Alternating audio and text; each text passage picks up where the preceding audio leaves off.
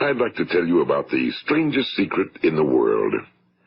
Some years ago, the late Nobel Prize-winning Dr. Albert Schweitzer was being interviewed in London, and a reporter asked him, "Doctor, what's wrong with men today?"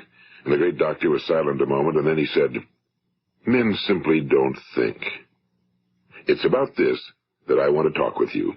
We live today in a golden age. This is an era that man has looked forward to, dreamed of, and worked toward for thousands of years. But since it's here, we pretty well take it for granted. We in America are particularly fortunate to live in the richest land that ever existed on the face of the earth, a land of abundant opportunity for everyone. But do you know what happens? Well, let's take 100 men who start even at the age of 25. Do you have any idea what will happen to those men by the time they're 65? These 100 men who all start even at the age of 25 believe they're going to be successful. If you ask any one of these men if he wanted to be a success, he'd tell you he did. And you'd notice that he was eager toward life, that there was a certain sparkle to his eye, an erectness to his carriage, and life seemed like a pretty interesting adventure to him. But by the time they're 65, 1 will be rich. 4 will be financially independent. 5 will still be working. 54 will be broke. Now think a moment. Out of the 100, only 5 make the grade. Now why do so many fail? What has happened to the sparkle that was there when they were 25? What's become of the dreams, the hopes, the plans? And why is there such a large disparity between what these men intended to do and what they actually accomplished? When we say about 5% achieve success, we have to define success. And here's the best definition I've ever been able to find. Success is the progressive realization of a worthy ideal. If a man is working toward a predetermined goal and knows where he's going, that man is a success. If he's not doing that, he's a failure. Success is the progressive realization of a worthy ideal. Rollo May, the distinguished psychiatrist, wrote a wonderful book called Man's Search for Himself. And in this book he says, the opposite of courage in our society is not cowardice. It is conformity. And there you have the trouble today. It's conformity, people acting like everyone else without knowing why, without knowing where they're going. Now think of it. In America right now, there are over 18 million people 65 years of age and older. And most of them are broke. They're dependent on someone else for life's necessities. Now, we learn to read by the time we're 7. We learn to make a living by the time we're 25. Usually by that time, we're not only making a living, we're supporting a family. And yet by the time we're 65, we haven't learned how to become financially independent in the richest land that has ever been known. Why? We conform. And the trouble is that we're acting like the wrong percentage group, the 95 who don't succeed. Now, why do these people conform? Well, they really don't know. These people believe that their lives are shaped by circumstances, by things that happen to them, by exterior forces. They're outer-directed people. A survey was made one time that covered a lot of men, working men, and these men were asked, "Why do you work? Why do you get up in the morning?" 19 out of 20 had no idea. If you ask them, they'll say, well, everyone goes to work in the morning, and that's the reason they do it, because everyone else is doing it. Now let's get back to our definition of success. Who succeeds? The only person who succeeds is the person who is progressively realizing a worthy ideal. He's the person who says, I'm going to become this, and then begins to work toward that goal. I'll tell you who the successful people are. A success is the school teacher who's teaching school because that's what he or she wants to do. The success is the woman who's a wife and mother because she wanted to become a wife and mother and is doing a good job of it. The success is the man who runs the corner gas station because that was his dream. That's what he wanted to do. The success is the successful salesman who wants to become a top-notch salesman and grow and build with his organization. A success is anyone who is doing deliberately a predetermined job because that's what he decided to do deliberately. But only 1 out of 20 does that. That's why today there isn't really any competition unless we make it for ourselves. Instead of competing, all we have to do is create. You know, for 20 years I looked for the key which would determine what would happen to a human being. Was there a key I wanted to know which would make the future a promise that we could foretell to a large extent? Was there a key that would guarantee a person's becoming successful if he only knew about it and knew how to use it? Well, there is such a key, and I've found it. Have you ever wondered why so many men work so hard and honestly without ever achieving anything in particular, and others don't seem to work hard and yet seem to get everything? They seem to have the magic touch. You've heard them say that about someone. Everything he touches turns to gold. And have you ever noticed that a man who becomes successful tends to continue to become successful? And on the other hand, have you noticed how a man who's a failure tends to continue to fail? Well, it's because of goals. Some of us have goals, some don't. People with goals succeed because they know where they're going. It's that simple. Think of a ship leaving a harbor, and think of it with the complete voyage mapped out and planned. The captain and crew know exactly where it's going and how long it'll take. It has a definite goal. Now, 9,999 times out of 10,000, it will get to where it started out to get. Now, let's take another ship, just like the first, only let's not put a crew on it or a captain at the helm. Let's give it no aiming point, no goal, no destination. We just start the engines and let it go. I think you'll agree with me that if it gets out of the harbor at all, it will either sink or wind up on some deserted beach, a derelict. It can't go any place because it has no destination and no guidance, and it's the same with a human being. Take the salesman, for example. There's no other person in the world today with the future of a good salesman. Selling is the world's highest paid profession, if we're good at it and if we know where we're going. Every company needs top-notch salesmen, and they reward those men. The sky's the limit for them. But how many can you find? Someone once said the human race is fixed, not to prevent the strong from winning, but to prevent the weak from losing. The American economy today can be likened to a convoy in time of war. The entire economy is slowed down to protect its weakest link, just as the convoy had to go at the speed that would permit its slowest vessel to remain in formation. That's why it's so easy to make a living today. It takes no particular brains or talent to make a living and support a family today. So we have a plateau of so-called security, if that's what a person's looking for. But we do have to decide how high above this plateau we want to aim. Now let's get back to the strangest secret in the world, the story that I wanted to tell you today. Why do men with goals succeed in life and men without them fail? Well, let me tell you something which, if you really understand it, will alter your life immediately. If you understand completely what I'm going to tell you from this moment on, your life will never be the same again. You will suddenly find that good luck just seems to be attracted to you. The things you want just seem to fall in line, and from now on you won't have the problems, the worries, the gnawing lump of anxiety that perhaps you've experienced before. Doubt, fear, well, they'll be things of the past. Here's the key to success and the key to failure. We become what we think about. Now let me say that again. We become what we think about. Throughout all history, the great wise men and teachers, philosophers and prophets have disagreed with one another on many different things. It's only on this one point that they are in complete and unanimous agreement. Listen to what Marcus Aurelius, the great Roman emperor, said. A man's life is what his thoughts make of it. Disraeli said this, everything comes if a man will only wait. I've brought myself by long meditation to the conviction that a human being with a settled purpose must accomplish it, and that nothing can resist a will that will stake even existence for its fulfillment. Ralph Waldo Emerson said this, a man is what he thinks about all day long. William James said, the greatest discovery of my generation is that human beings can alter their lives by altering their attitudes of mind. And he also said, we need only in cold blood act as if the thing in question were real, and it will become infallibly real by growing into such a connection with our life that it will become real. It will become so knit with habit and emotion that our interest in it will be those which characterize belief. And he also said, if you only care enough for a result, you will almost certainly attain it. If you wish to be rich, you will be rich. If you wish to be learned, you will be learned. If you wish to be good, you will be good.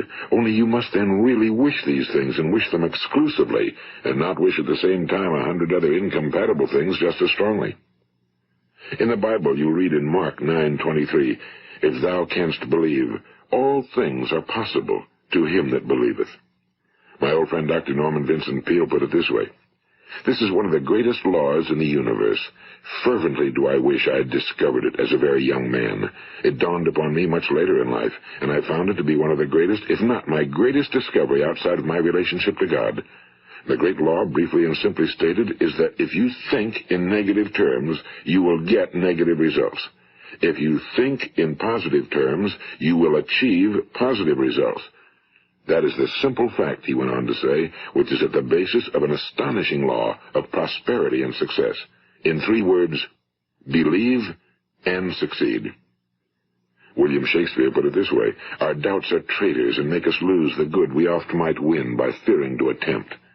George Bernard Shaw said, people are always blaming their circumstances for what they are. I don't believe in circumstances.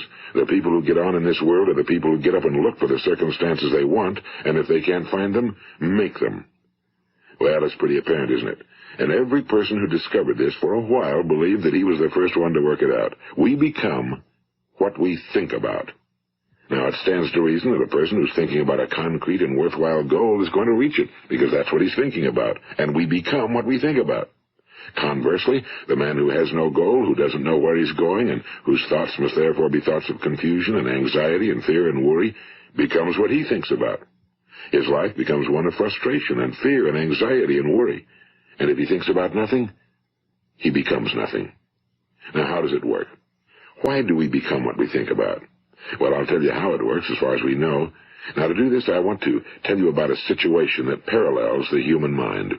Suppose a farmer has some land, and it's good fertile land. Now, the land gives the farmer a choice. He may plant in that land whatever he chooses. The land doesn't care. It's up to the farmer to make the decision. Now, remember, we're comparing the human mind with the land because the mind, like the land, doesn't care what you plant in it. It will return what you plant, but it doesn't care what you plant. Now, let's say that the farmer has 2 seeds in his hand. One is a seed of corn. The other is nightshade, a deadly poison. He digs 2 little holes in the earth, and he plants both seeds, one corn, the other nightshade. He covers up the holes, waters, and takes care of the land, and what will happen? Invariably, the land will return what's planted. As it's written in the Bible, as ye sow, so shall ye reap. Now remember, the land doesn't care. It'll return poison in just as wonderful abundance as it will corn. So up come the 2 plants, one corn, one poison. Now, the human mind is far more fertile, far more incredible and mysterious than the land, but it works the same way. It doesn't care what we plant. Success, failure. A concrete, worthwhile goal, or confusion. Misunderstanding, fear, anxiety, and so on. But what we plant, it must return to us. You see, the human mind is the last great unexplored continent on Earth. It contains riches beyond our wildest dreams. It will return anything we want to plant. Now, you might say, well, if that's true, why don't people use their minds more? Well, I think they figured out an answer to that one, too. Our mind comes as standard equipment at birth. It's free, and things that are given to us for nothing we place little value on. Things that we pay money for, we value. The paradox is that exactly the reverse is true. Everything that's really worthwhile in life came to us free. Our minds, our souls, our bodies, our hopes, our dreams, our ambitions, our intelligence, our love of family and children and friends and country, all these priceless possessions are free. But the things that cost us money are actually very cheap and can be replaced at any time. A good man can be completely wiped out and make another fortune. He can do that several times. Even if our home burns down, we can rebuild it. But the things we got for nothing, we can never replace. The human mind isn't used because we take it for granted. Familiarity breeds contempt. It can do any kind of job we assign to it, but generally speaking, we use it for little jobs instead of big, important ones. Universities have proved that most of us are operating on about 10% or less of our abilities. So decide now, what is it you want? Plant your goal in your mind. It's the most important decision you'll ever make in your entire life. What is it you want? Do you want to be an outstanding salesman? A better worker at your particular job? Do you want to go places in your company, in your community? Do you want to get rich? All you've got to do is plant that seed in your mind, care for it, work steadily toward your goal, and it will become a reality. It not only will, there's no way that it cannot. You see, that's a law, like the laws of Sir Isaac Newton, the laws of gravity. If you get on top of a building and jump off, you'll always go down. You'll never go up, and it's the same with all the other laws of nature. They always work. They're inflexible. Think about your goal in a relaxed, positive way. Picture yourself in your mind's eye as having already achieved this goal. See yourself doing the things you will be doing when you've reached your goal. Ours has been called the phenobarbital age, the age of ulcers and nervous breakdowns and tranquilizers. At a time when medical research has raised us to a new plateau of good health and longevity, far too many of us worry ourselves into an early grave trying to cope with things in our own little personal ways without learning a few great laws that will take care of everything for us. These things we bring on ourselves through our habitual way of thinking. Every one of us is the sum total of his own thoughts. He is where he is because that's exactly where he really wants to be, whether he'll admit that or not. Each of us must live off the fruit of his thoughts in the future, because what you think today and tomorrow, next month and next year, will mold your life and determine your future. You're guided by your mind. I remember one time I was driving through eastern Arizona, and I saw one of those giant earth-moving machines roaring along the road at about 35 miles an hour with what looked like 30 tons of dirt in it. A tremendous, incredible machine, and there was a little man perched way up on top with the wheel in his hands guiding it. And as I drove along, I was struck by the similarity of that machine to the human mind. Just suppose you're sitting at the controls of such a vast source of energy. Are you going to sit back and fold your arms and let it run itself into a ditch? Or are you going to keep both hands firmly on the wheel and control and direct this power to a specific, worthwhile purpose? It's up to you. You're in the driver's seat. You see, the very law that gives us success is a two-edged sword. We must control our thinking. The same rule that can lead a man to a life of success, wealth, happiness, and all the things he ever dreamed of for himself and his family. That very same law can lead him into the gutter. It's all in how he uses it, for good or for bad. This is the strangest secret in the world.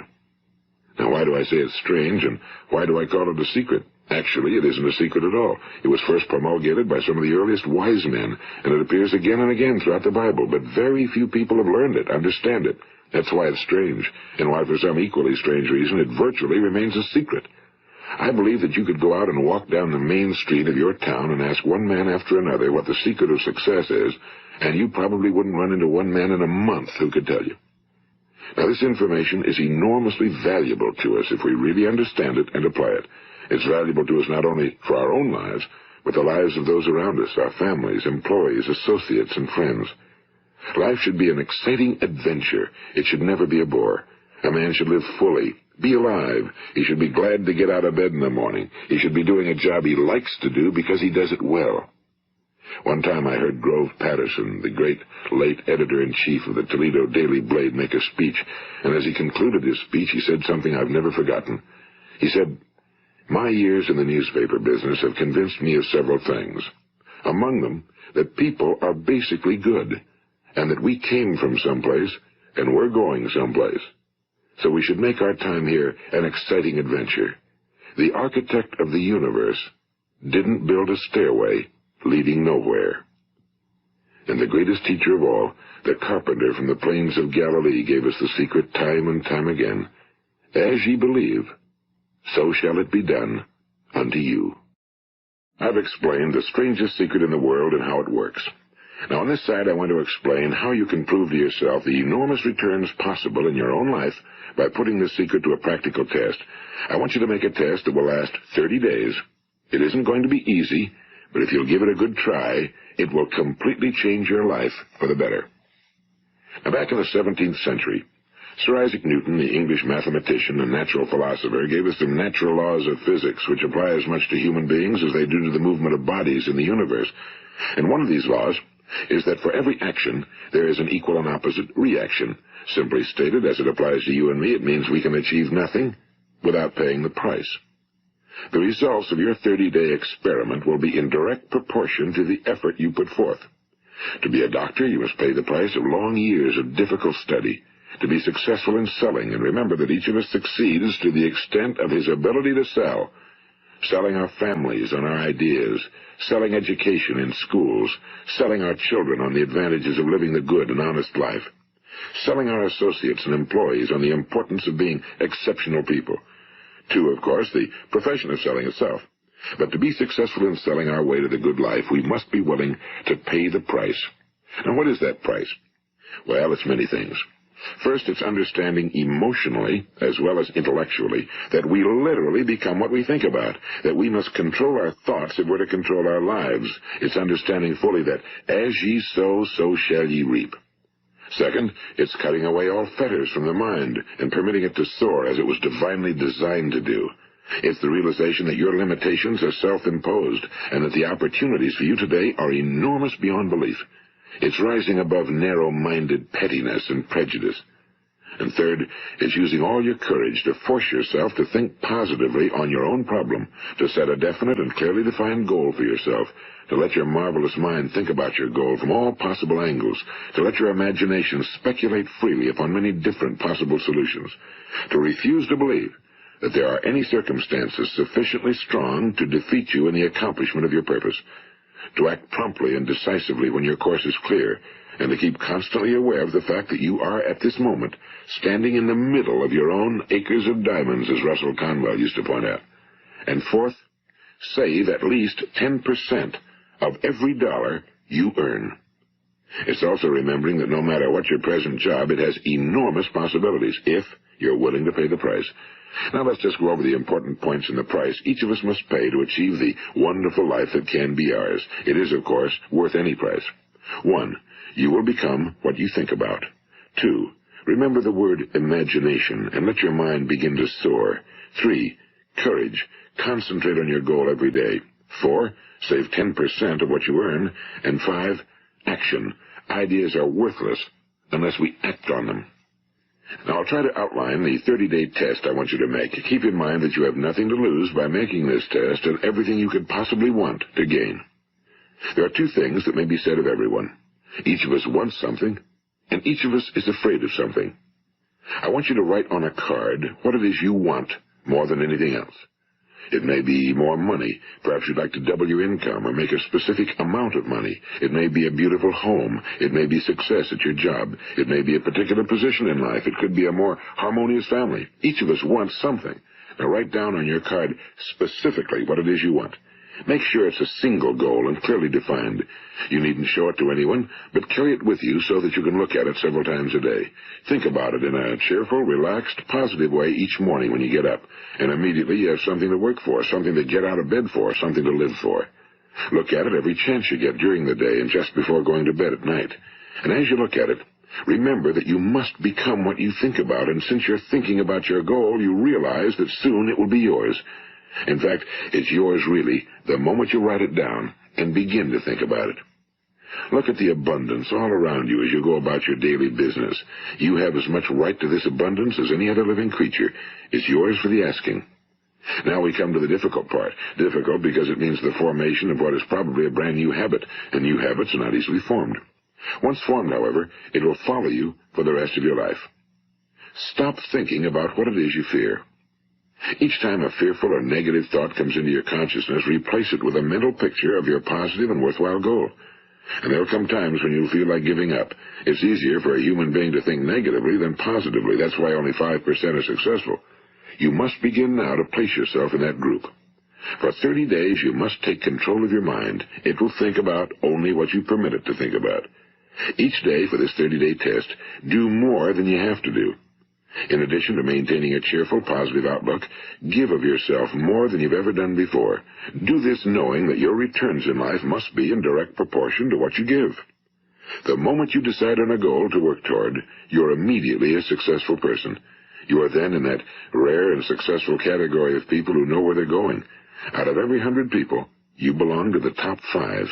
Don't concern yourself too much with how you're going to achieve your goal. Leave that completely to a power greater than yourself. All you have to do is know where you're going. The answers will come to you of their own accord and at the right time. Remember these words from the Sermon on the Mount, and remember them well. Keep them constantly before you this month of your test. Ask, and it shall be given you. Seek, and ye shall find. Knock, and it shall be opened unto you. For every one that asketh receiveth, and he that seeketh findeth, and to him that knocketh it shall be opened. It's as marvelous and as simple as that. In fact, it's so simple that in our seemingly complicated world, it's difficult for an adult to understand that all he needs is a purpose and faith. For 30 days, Do your very best. If you're a salesman, go at it as you've never done before, not in a hectic fashion, but with the calm, cheerful assurance that time well spent will give you the abundance in return you deserve and want. If you're a homemaker, devote your 30-day test to completely giving of yourself without thinking about receiving anything in return, and you'll be amazed at the difference it makes in your life. No matter what your job, do it as you've never done it before for 30 days. And if you've kept your goal before you every day, you'll wonder and marvel at this new life you've found. Dorothea Brand, the outstanding editor and writer, discovered it for herself and tells about it in her fine book, Wake Up and Live. Her entire philosophy is reduced to the words, act as though it were impossible to fail. She made her own test with sincerity and faith, and her entire life was changed to one of overwhelming success. Now, you make your test for 30 full days. Don't start your test until you've made up your mind to stick with it. You see, by being persistent, you're demonstrating faith. Persistence is simply another word for faith. If you didn't have faith, you'd never persist. If you should fail during your first 30 days, by that I mean suddenly find yourself overwhelmed by negative thoughts, you've got to start over again from that point and go 30 more days. Gradually, your new habit will form until you find yourself one of that wonderful minority to whom virtually nothing is impossible.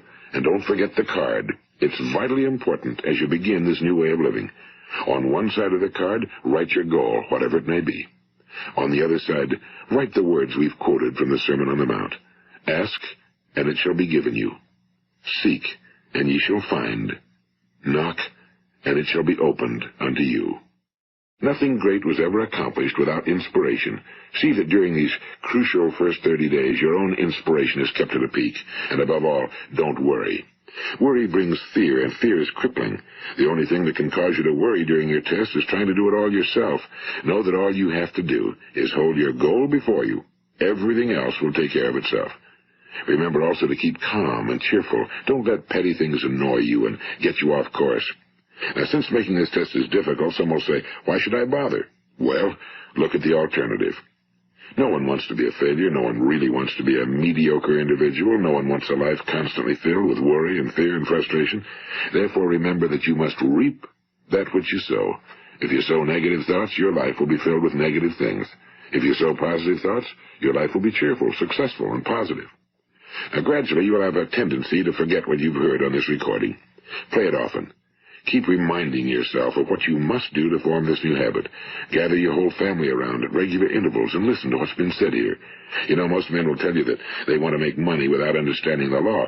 The only people who make money work in a mint. The rest of us must earn money. This is what causes those who keep looking for something for nothing or a free ride to fail in life. The only way to earn money is by providing people with services or products which are needed and useful. We exchange our time and our product or service for the other man's money. Therefore, the law is that our financial return will be in direct proportion to our service. Now, success is not the result of making money. Making money is the result of success, and success is in direct proportion to our service. Most people have this law backwards. They believe that you're successful if you earn a lot of money. The truth is that you can only earn money after you're successful. It's like the story of the man who sat in front of the stove and said to it, give me heat, and then I'll add the wood. How many men and women do you know, or do you suppose there are today, who take the same attitude toward life? There are millions. We've got to put the fuel in before we can expect heat.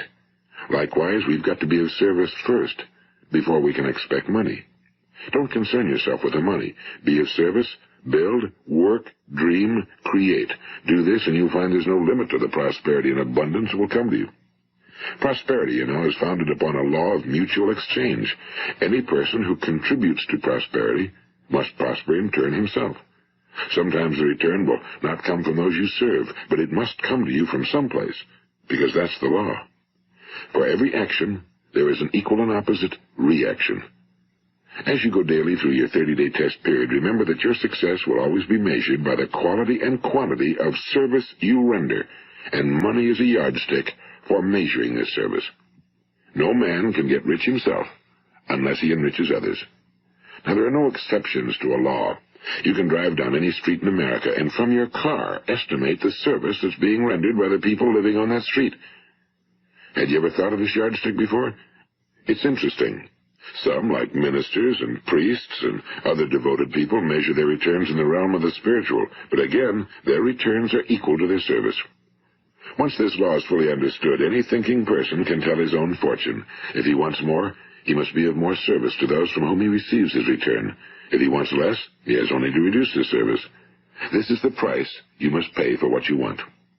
If you believe you can enrich yourself by deluding others, you can end only by deluding yourself. It may take some time, but just as surely as you breathe, you'll get back what you put out. Don't ever make the mistake of thinking you can avert this. It's impossible. The prisons and the streets where the lonely walk are filled with people who tried to make new laws just for themselves. We may avoid the laws of man for a while, but there are greater laws that cannot be broken. An outstanding medical doctor recently pointed out 6 steps that will help you realize success. 1. Set yourself a definite goal. 2. Quit running yourself down. 3. Stop thinking of all the reasons why you cannot be successful and instead think of all the reasons why you can. 4. Trace your attitudes back through your childhood and try to discover where you first got the idea you couldn't be successful, if that's the way you've been thinking. 5. Change the image you have of yourself by writing out a description of the person you would like to be. And 6. Act the part of the successful person you have decided to become.